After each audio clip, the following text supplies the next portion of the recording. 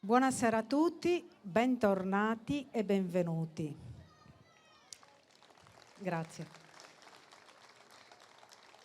Chiudiamo oggi la manifestazione della quarantennale del gruppo Folk, che ha sposato l'iniziativa da parte delle istituzioni del gemellaggio con la cittadina di Alagon. Non mi vorrei soffermare troppo adesso all'inizio, perché vorrei aprire la manifestazione con una voce che sicuramente tutti voi conoscete. Prima la facciamo esibire. Accogliamo con un applauso Maria Giovanna Cherchi.